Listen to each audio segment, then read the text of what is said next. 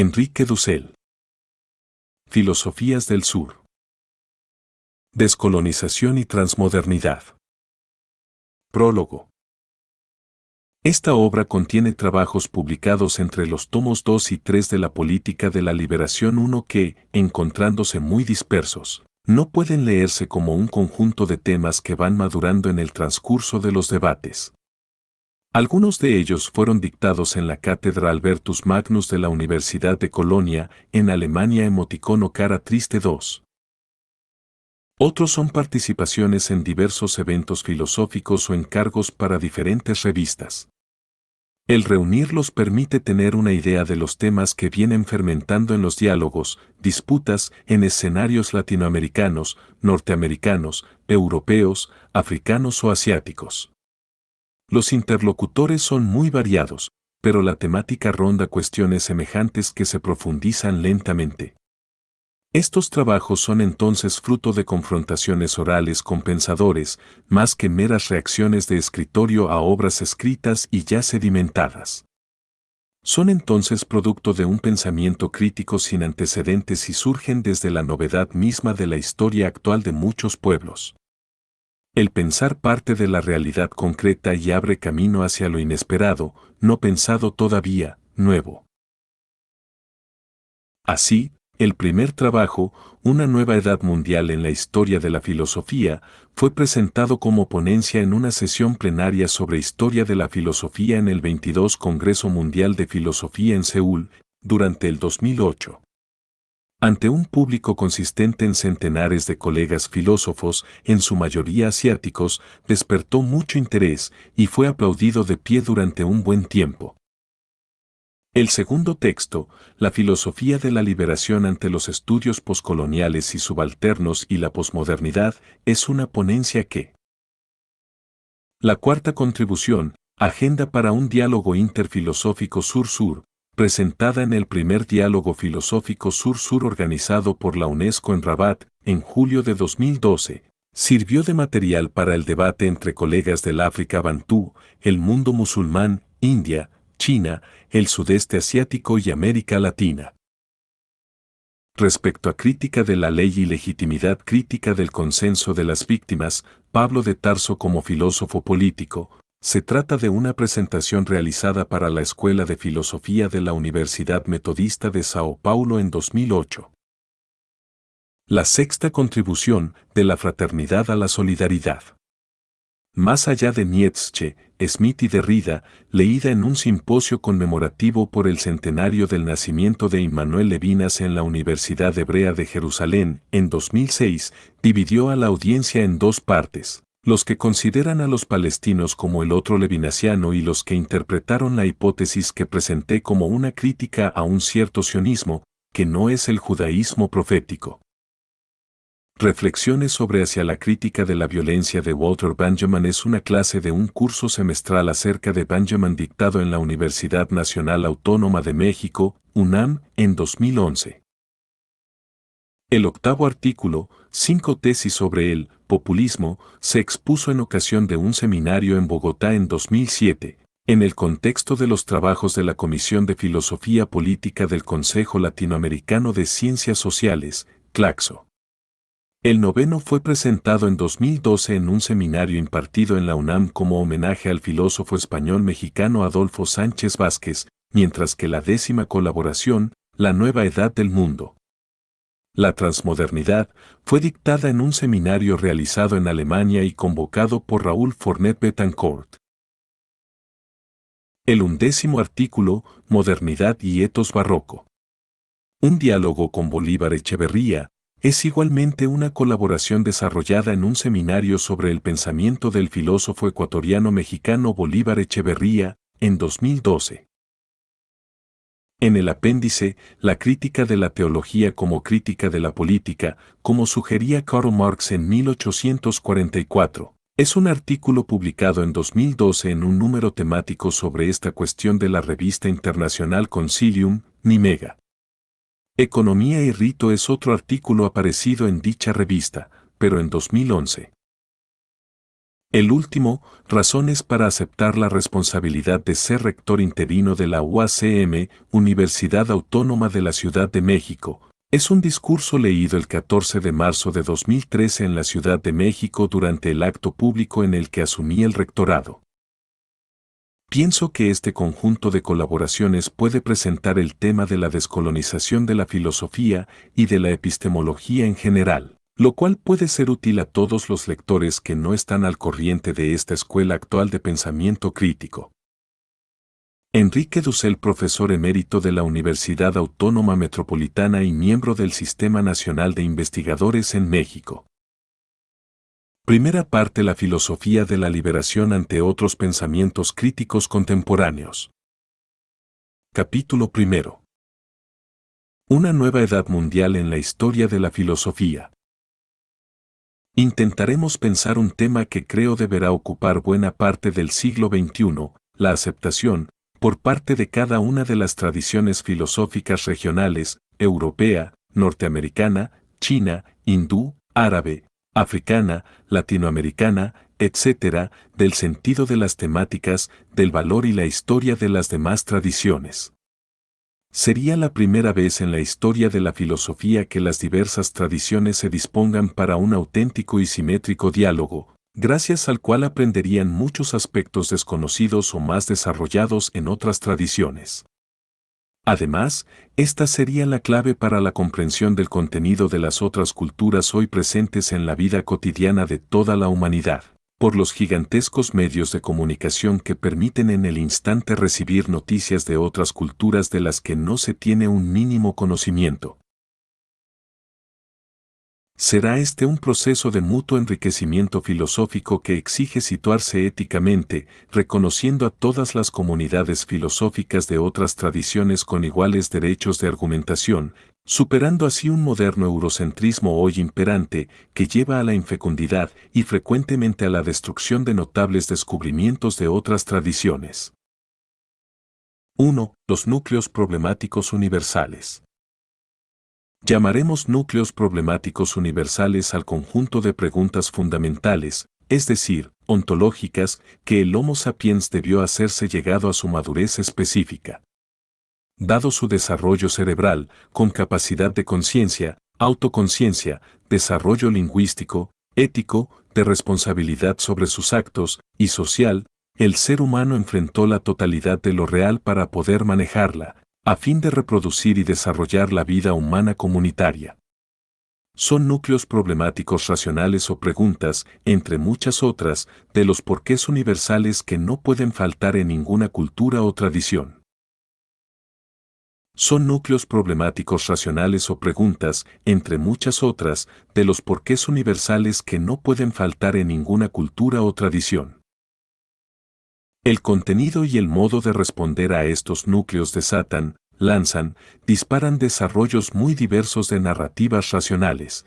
Si por racionales se entiende el simple dar razones o fundamentos que intentan interpretar o explicar los fenómenos, es decir, lo que aparece en el nivel de cada uno de esos núcleos. 2. El desarrollo racional de las narraciones míticas. La humanidad, siempre e inevitablemente, sea cual fuere el grado de su desarrollo y en sus diversos componentes, expuso lingüísticamente las respuestas racionales, es decir, dando fundamento, el que fuera, mientras no sea refutado, a dichos núcleos problemáticos por medio de un proceso de producción de mitos, una mitopoiesis. La producción de mitos fue el primer tipo racional de interpretación o explicación del entorno real, del mundo, de la subjetividad, del horizonte práctico ético, o de la referencia última de la realidad que se describió simbólicamente. Los mitos, narrativas simbólicas entonces, no son irracionales ni se refieren solo a fenómenos singulares, tienen un doble sentido, lo cual exige para su comprensión todo un proceso hermenéutico que descubre las razones. En este sentido son racionales y contienen significados universales, por cuanto se refieren a situaciones repetibles en todas las circunstancias y están construidos con base en conceptos, categorizaciones cerebrales de mapas cerebrales que incluyen millones de grupos neuronales, por las que se unifican en su significado múltiples fenómenos empíricos y singulares que enfrenta el ser humano. Los numerosos mitos, que se ordenan en torno a los núcleos problemáticos antes mencionados, se guardan en la memoria de la comunidad, al comienzo por tradición oral, y desde el tercer milenio AC, ya escritos, donde serán colectados, recordados e interpretados por comunidades de sabios que se admiran ante lo real, pero el que no haya explicación y se admira reconoce su ignorancia, por lo que el que ama el mito, filómitos, es como el que ama la sabiduría, filósofos, según la expresión de Aristóteles. Nacen así las tradiciones míticas que dan a los pueblos una explicación con razones de las preguntas más arduas que acuciaban a la humanidad, y que hemos denominado núcleos problemáticos. Pueblos tan pobres y sencillos como los Tupinambá del Brasil, estudiados por Levi Strauss, cumplían sus funciones en todos los momentos de sus vidas gracias al sentido que les otorgaban sus numerosísimos mitos. Las culturas, al decir de Paul Ricoeur, tienen por su parte un núcleo ético-mítico, es decir, una visión del mundo, Weltanschauung, que interpreta los momentos significativos de la existencia humana y los guía éticamente. Por otra parte, ciertas culturas, como la china, la indostánica, la mesopotámica, la egipcia, la azteca, la árabe, la helénica, la romana, la rusa, la inca, etc., alcanzaron, debido a su dominio político, económico y militar, una extensión geopolítica que subsumió a otras culturas. Estas, con cierta universalidad, superpusieron sus estructuras míticas a las de las culturas subalternas y esta dominación cultural es constatada por la historia en todo su desarrollo. En estos choques culturales, ciertos mitos perdurarán en las etapas posteriores, aún en la edad de los discursos categoriales filosóficos y de la ciencia de la misma modernidad, hasta el presente. Nunca desaparecerán todos los mitos, porque algunos siguen teniendo sentido, como bien lo anota Ernst Bloch en su obra El Principio Esperanza. 4. 3. El nuevo desarrollo racional de los discursos con categorías filosóficas. Se nos tiene acostumbrados, en referencia al pasaje del mitos al logos, dando en este ejemplo a la lengua griega una primacía que pondremos inmediatamente en cuestión, a verlo como un salto que parte de lo irracional y alcanza lo racional, de lo empírico concreto a lo universal, de lo sensible a lo conceptual. Esto es falso. Dicho pasaje se cumple de una narrativa con un cierto grado de racionalidad a otro discurso con un grado diverso de racionalidad. Es un progreso en la precisión unívoca, en la claridad semántica, en la simplicidad, en la fuerza conclusiva de la fundamentación, pero es una pérdida de los muchos sentidos del símbolo que pueden ser hermenéuticamente redescubiertos en momentos y lugares diversos, característica propia de la narrativa racional mítica. Los mitos prometeico o adámico, 5, siguen teniendo significación ética en el presente. Entonces el discurso racional unívoco o con categorías filosóficas, que puede de alguna manera definir su contenido conceptual sin recurrir al símbolo, como el mito, gana en precisión pero pierde en su gestión de sentido. Este es un avance civilizatorio importante, en que se abre camino la posibilidad de efectuar actos de abstracción, de análisis, de separación de los contenidos semánticos de la cosa o del fenómeno observado, del discurso, y en la descripción y explicación precisa de la realidad empírica, para permitir al observador un manejo más eficaz en vista de la reproducción y desarrollo de la vida humana en comunidad. La mera sabiduría, entendida como la capacidad para exponer con orden los diversos componentes de las respuestas a los núcleos problemáticos indicados, se torna ahora como el contenido de un oficio social diferenciado que se ocupa del esclarecimiento, exposición y desarrollo de la dicha sabiduría. En una sociología de la filosofía, las comunidades de filósofos forman agrupaciones diferenciadas de los sacerdotes, artistas, políticos, etc. Los miembros de estas comunidades de sabios, ritualizados, constituyendo escuelas de vida estrictamente disciplinadas, Desde el Calmeca Azteca hasta la Academia Ateniense o los sabios de la ciudad de Memphis en el Egipto del milenio 3 a.C., fueron los llamados amantes de la sabiduría, filosofoi, entre los griegos. En su sentido histórico, los amantes de los mitos eran también y estrictamente amantes de la sabiduría, y por ello los que posteriormente serán llamados filósofos deberían más bien ser denominados filólogos. Si por logo se entiende el discurso racional con categorías filosóficas que ya no usan los recursos de la narrativa simbólica mítica, sino de manera excepcional y a modo de ejemplo, para ejercer sobre ellos una hermenéutica filosófica. Comenzar a dejar atrás la pura expresión racional mítica y depurarla del símbolo para, semánticamente, dar a ciertos términos o palabras una significación unívoca, definible, con contenido conceptual fruto de una elaboración metódica, analítica, que puede ir del todo a las partes para fijar gradualmente su significado preciso, se fue dando en todas las grandes culturas urbanas del Neolítico.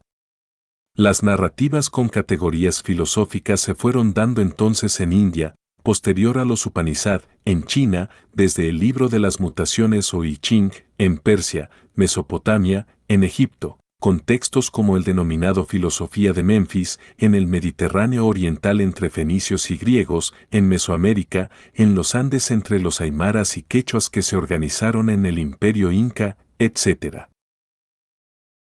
Así, entre los aztecas, Quetzalcóatl era la expresión simbólica de un dios toal originario, se compone de quetzali, vocablo que designa las preciosas plumas de cola, de un color verde brillante, del ave quetzal, y de coatl, serpiente, 6 que los tlamatinime, los que saben las cosas, a quienes Fray Bernardino de Sahagún llamó filósofos. 7. Denominaban Ometeotl, de Ome, 2, y Teotl, lo divino, dejando ya de lado al símbolo.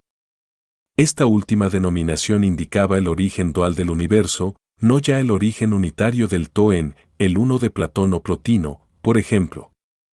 Esto indica el comienzo del pasaje de la racionalidad simbólica a la racionalidad de categorización conceptual filosófica entre los aztecas en la persona histórica de un Nezahualcóyotl, 1402 a 1472.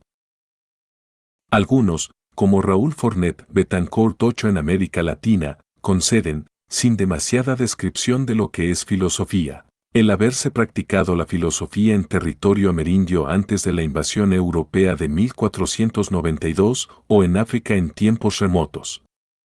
En este sentido, cabe recordar el ataque a una etnofilosofía lanzado por el africano Pauline Hume Tondi 9 contra la obra de Placide Tempels, la filosofía Bantú, 10. El cual apunta justamente a la necesidad de mejor definir qué sea la filosofía para distinguirla del mito. Cuando se leen detenidamente los primeros enunciados del Tao Te Ching, o Dao de Jing, del legendario Lao Tse, el Tao que puede nombrarse no es el que fue siempre, antes del tiempo fue el Tao inefable, el que no tiene nombre. 11. Nos encontramos ante un texto que usa categorías filosóficas que se alejan del todo del relato meramente mítico. De la filosofía de Kongzi Gyalpo o Confucio, 551 a 479 AC, 12. Nadie puede ya hoy ignorar su densidad argumentativa y racional. El desarrollo filosófico continuamente argumentado, hasta el exceso, de un Mozi o Mo-tzu, 479 a 372 AC, 13. Que criticó las implicaciones sociales y éticas del pensamiento de Confucio al afirmar un universalismo de graves implicaciones políticas, escéptico de los ritos y con una organización o escuela excelentemente organizada, no puede dejar de ser considerado como uno de los pilares de la filosofía china que antecedió a la gran síntesis confuciana de Mengzi, Mencio, 372 a 289 AC. 14. Esta filosofía atravesará 2500 años, con clásicos en cada siglo y aún en la modernidad europea, tales como Wang Yangming, 1472 a 1529, quien desarrolla la tradición neoconfuciana que se prolonga hasta nuestros días e influenció a Mao Zedong, además de cumplir la función que el calvinismo tuvo en el origen del capitalismo actual en China, Singapur, etc. O Huang Zongzi, 1610 a 1695, el gran renovador de la filosofía política. De la misma manera, las filosofías indostánicas se organizan en torno a los núcleos problemáticos filosóficamente expresados. 15. Leemos en el Chandogya Upanishad. En el comienzo, querido, este mundo fue solo ser, Sat, solo uno, sin un segundo. Algunos opinan, en el comienzo, verdaderamente, el mundo fue solo no ser, Asat, solo uno, sin un segundo, donde del no ser emergió el ser. Pero, pienso, querido, ¿cómo pudo ser esto? ¿Cómo pudo el ser emerger del no ser? Por el contrario, querido, en el comienzo del mundo fue solo el ser. 16. ¿No es esto filosofía? ¿Serían por el contrario Parménides o Heráclito filósofos y no los de la India? ¿Cuál sería el criterio de demarcación entre el texto citado y el de los presocráticos? En el hinduismo, por su parte, el concepto de Brahman se refiere a la totalidad del universo, como el significado de Pacha en quechua. Atman está relacionado con la subjetividad, Karma con la acción humana y el Moksha con la relación del Atman con el Brahman. A partir de estos núcleos se construye un discurso categorial filosófico desde el siglo VAC y luego, casi 1000 años después, con Adi Sankara, 788 a 820, la filosofía india alcanzó un desarrollo clásico, que se continuará hasta el presente.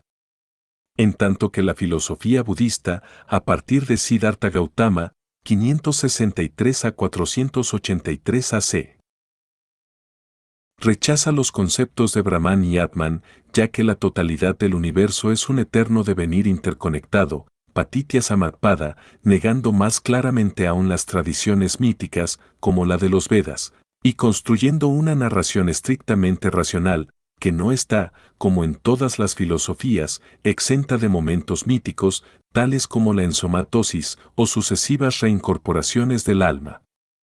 Por su parte el jainismo, cuyo primer representante fue Varahamana Mahavira, 599 a 527 AC, defiende ontológicamente el Tattvartha Sutra, que contiene los principios no violencia, no posesión, no determinación, desde un vitalismo universal de gran importancia ante el problema ecológico en la actualidad. Con esto queremos indicar claramente que ni la filosofía nació solo ni primeramente en Grecia, en el tiempo, ni puede tomarse a esta como el prototipo del discurso filosófico, por su contenido. De allí el error de muchos que en vez de describir los caracteres que deben definirse como criterios de demarcación entre el mito y el discurso categorial filosófico, tienden a tomar a la filosofía griega como la definición misma de filosofía en cuanto tal. Esto es confundir la parte con el todo, un caso particular no incluye la definición universal. Lo que no impide que se indique que la filosofía griega fue un ejemplo en su tipo entre las filosofías producidas por la humanidad, y que le tocó históricamente continuarse en las filosofías del Imperio Romano, el cual, por su parte, abrirá un horizonte cultural a la llamada Edad Media europeo-latino-germánica. Esta última, finalmente, culminará en la tradición de la filosofía europea que fundamentará el fenómeno de la modernidad, desde la invasión de América, la instalación del colonialismo y del capitalismo, y llegará a convertirse en la civilización central y dominadora del sistema mundo a partir de la revolución industrial, desde finales del siglo XVIII, hace solo 2 siglos, hasta el comienzo del siglo XXI. Esto produce un fenómeno de ocultamiento y distorsión en la interpretación de la historia, que denominamos heleno y eurocentrismo, e impedirá tener una visión mundial de lo que realmente ha acontecido en la historia de la filosofía. De no aclararse estas cuestiones por medio de un diálogo actual entre tradiciones filosóficas no occidentales con la filosofía europeo-norteamericana, el desarrollo de la filosofía entrará en un callejón sin salida. Lo digo en especial como latinoamericano. Por ello suena un poco ingenua la siguiente reflexión de Edmund Husserl, repetida por Martin Heidegger y, en general, en Europa y Estados Unidos. Por ello la filosofía es la ratio en constante movimiento de autoesclarecimiento, comenzando con la primera ruptura filosófica de la humanidad. La imagen que caracteriza a la filosofía en un estadio originario queda caracterizada por la filosofía griega, como la primera explicación a través de la concepción cognitiva de todo lo que es como universo. De Seyenden als Universum, punto 17. En América Latina, David Sobrevilla sostiene la misma posición. Pensamos que existe un cierto consenso sobre que el hombre y la actividad filosófica surgieron en Grecia y no en el Oriente.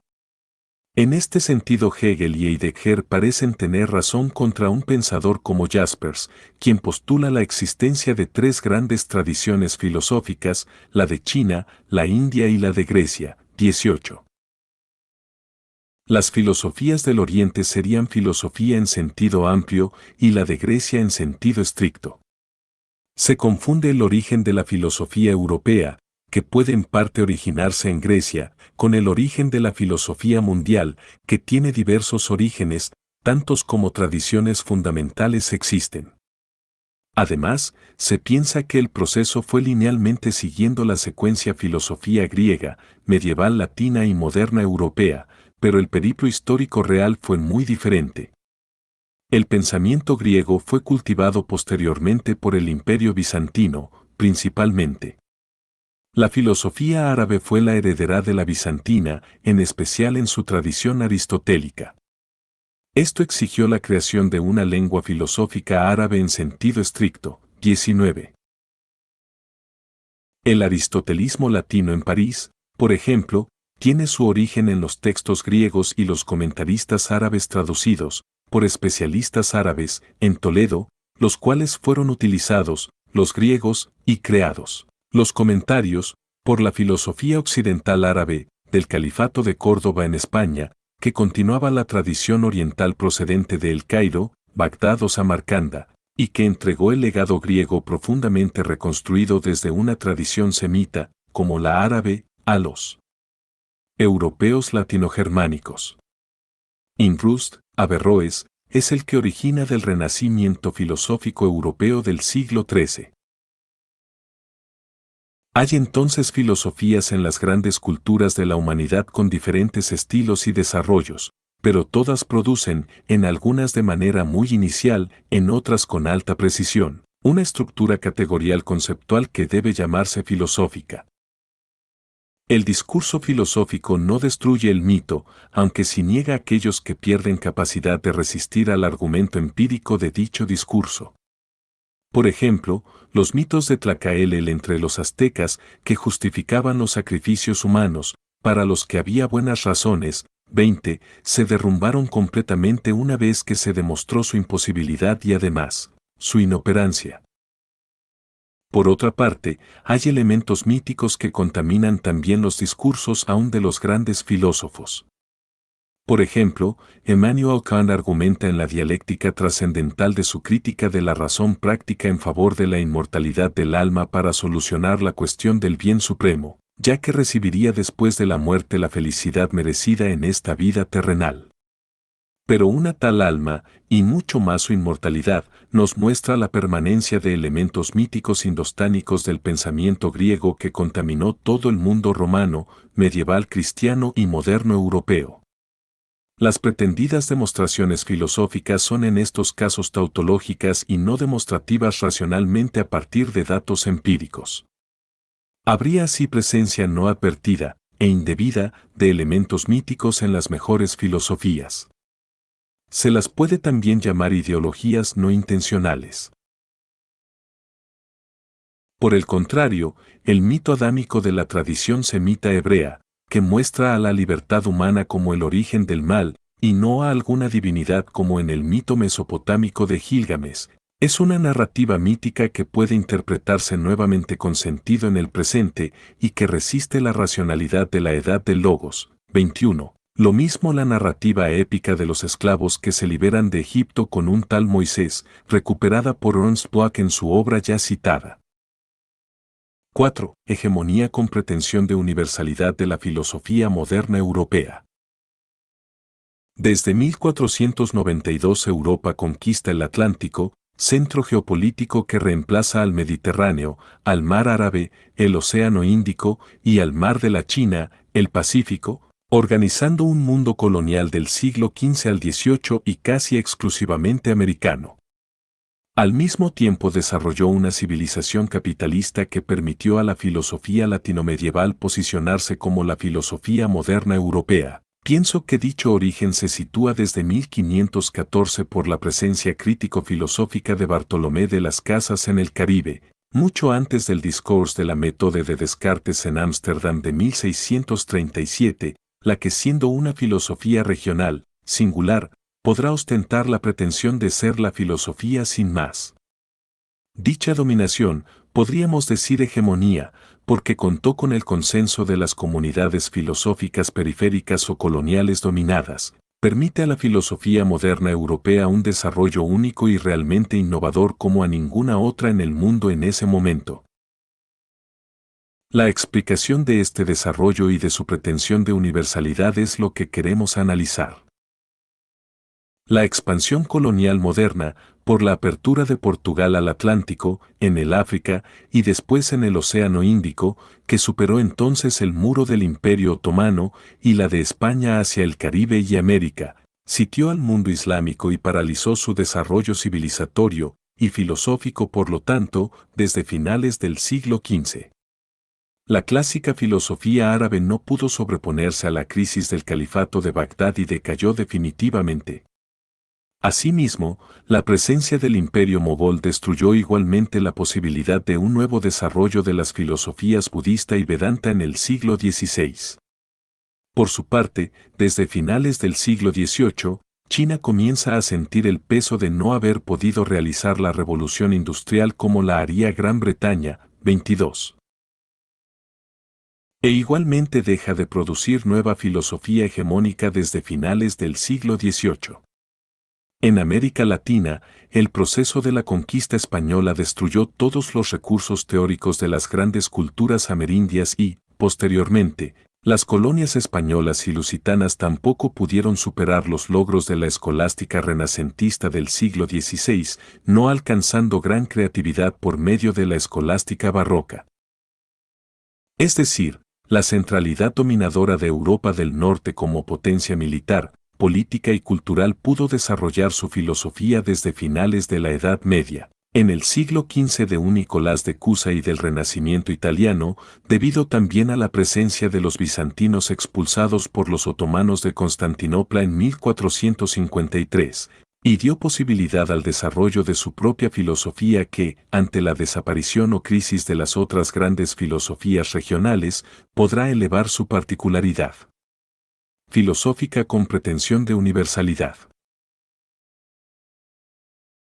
La filosofía moderna europea aparecerá a sus propios ojos, entonces, y a los de las comunidades de intelectuales de un mundo colonial en extrema postración, paralizado filosóficamente, como la filosofía universal. Situada geopolítica, económica y culturalmente en el centro, manipulará desde ese espacio privilegiado la información de todas las culturas periféricas. Estas, ligadas al centro y desconectadas entre ellas, es decir, la única relación existente se daba del sur colonial al norte metropolitano europeo, sin conexiones sur-sur, transcurrirán por la edad de la modernidad europea cultivando un desprecio creciente por lo propio, desde el olvido de sus propias tradiciones y hasta confundir el alto desarrollo, producto de la revolución industrial en Europa, con la verdad universal de su discurso, tanto por sus contenidos como por sus métodos. Es esto lo que le permitirá a Hegel escribir que la historia universal va del este hacia el oeste. Europa es absolutamente el fin de la historia universal. 23. El mar Mediterráneo es el eje de la historia universal. 24. Igualmente, ciertas narrativas míticas europeas se confundirán con el contenido pretendidamente universal de la pura racionalidad de la filosofía europea. El mismo Hegel dirá que el espíritu germánico es el espíritu del mundo nuevo, la modernidad, cuyo fin es la realización de la verdad absoluta, 25. Sin advertir que dicho espíritu es regional, europeo cristiano, que no taoísta, Vedanta, budista o árabe, PE, y no mundial, pues su contenido no expresa la problemática de otras culturas y por ello no es un discurso filosófico universal, sino que incluye muchos componentes de una narrativa mítica. ¿Qué significa en la racionalidad filosófica estricta universal el espíritu del cristianismo? ¿Por qué no el espíritu del taoísmo, del budismo o del confucianismo? Ese espíritu es completamente válido como componente de una narrativa mítica con sentido para los que habitan dentro del horizonte de una cultura regional, como Europa, pero no como contenido racional filosófico, de base empírica, de validez universal, como lo pretendía la filosofía moderna europea. El eurocentrismo filosófico, entonces, tiene una supuesta pretensión de universalidad siendo en realidad una filosofía particular, que en muchos aspectos puede ser subsumida por otras tradiciones. Es sabido que toda cultura es etnocéntrica, pero la cultura europea moderna fue la primera cuyo etnocentrismo se hizo mundial, teniendo como horizonte el World System, diríamos con Immanuel Wallerstein, 26. Sin embargo, esa pretensión termina cuando los integrantes de otras tradiciones filosófico-culturales toman conciencia de su propia historia filosófica y del valor situado de las mismas. 5. Universalidad filosófica y particularidad cultural.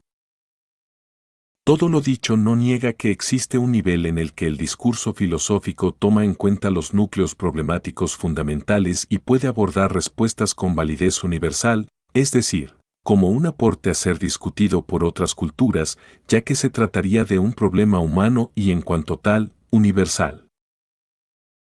El intento, por ejemplo de Carlo Toapel, 27, de definir las condiciones universales de validez de un discurso argumentativo, descubre en primer lugar que para que dicha validez sea posible es necesario otorgar al otro argumentante posibilidades simétricas de intervenir en la discusión. De no ser así, la conclusión de la discusión no sería válida por el que no ha podido participar con iguales condiciones.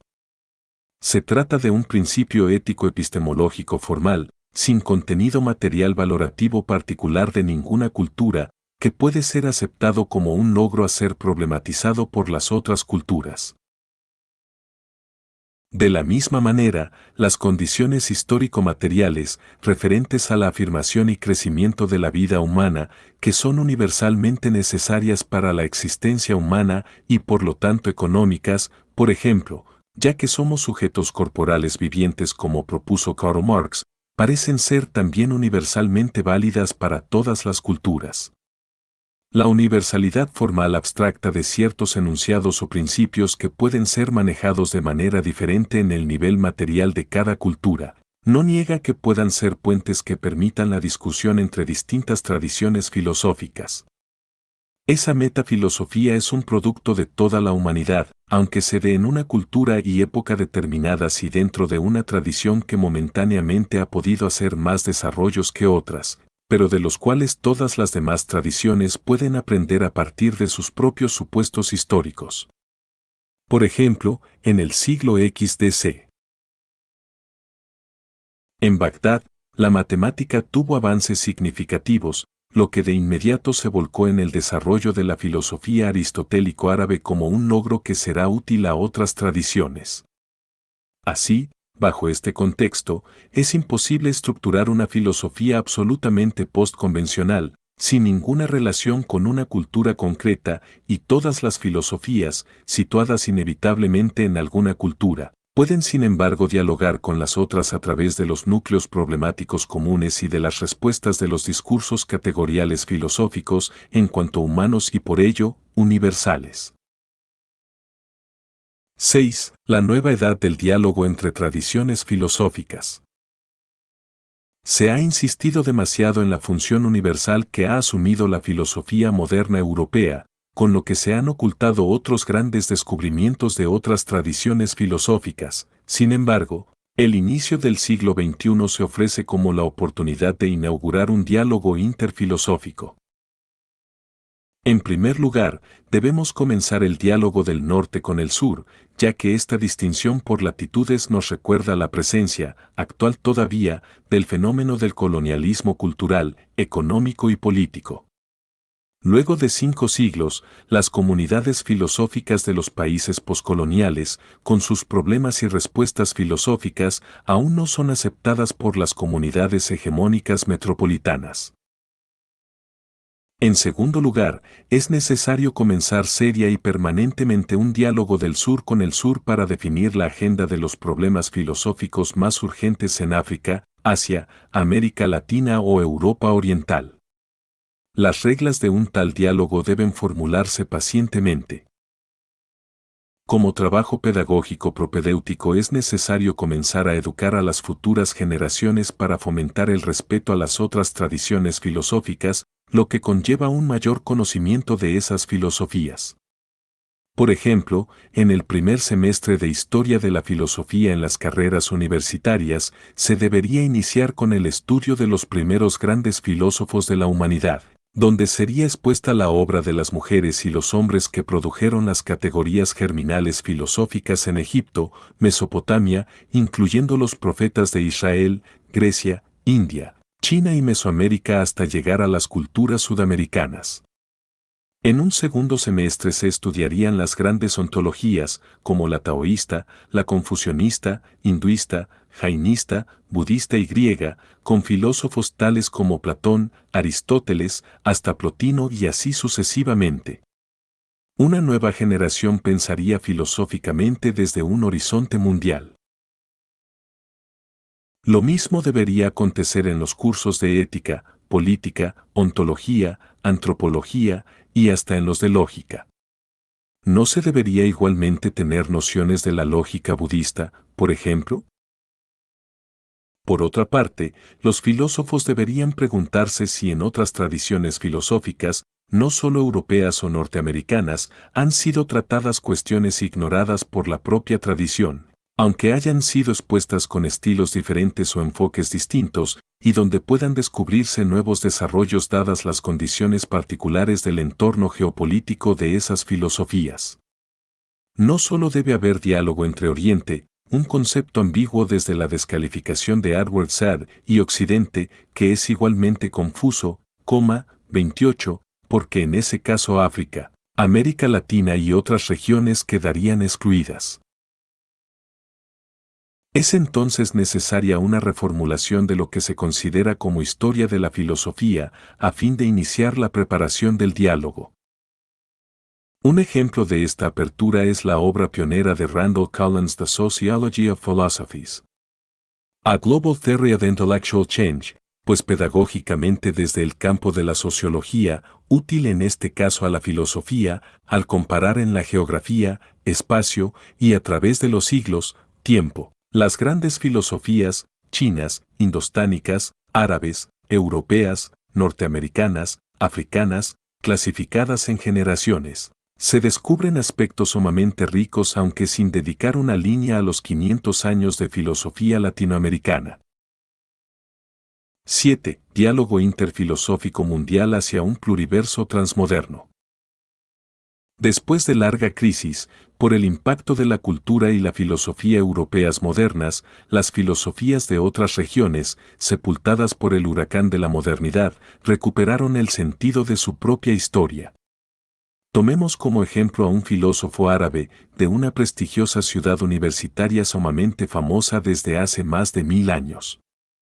Se trata de Mohammed Abed al-Jabri, de la Universidad de Qarawiyyin, ubicada en Fez, Marruecos, que en el siglo XIII contaba 300.000 habitantes y a donde, entre otros, fue a estudiar y enseñar Maimónides. En primer lugar, en sus dos obras, Crítica de la Razón Árabe 29 y El Legado Filosófico Árabe 30, Jabri comienza por una afirmación valorativa de la filosofía de su propia tradición cultural. Rechaza la tradición contemporánea interpretativa del fundamentalismo, salafís, que reacciona contra la modernidad sin reconstrucción creativa del pasado filosófico, no admite tampoco la posición del safismo marxista, que olvida su propia tradición y de igual manera niega la tradición eurocéntrica liberal, que no acepta la existencia de la filosofía árabe en el presente. Por su parte, conocedor del árabe como lengua materna, investiga de manera original, nueva, las tradiciones de los grandes pensadores tanto en las escuelas orientales, de Egipto, Bagdad y otras bajo el influjo de Avicena, como en las occidentales, el antiguo califato de Córdoba, las regiones bereberes y Fez, en torno a Ain Rust, Averroes.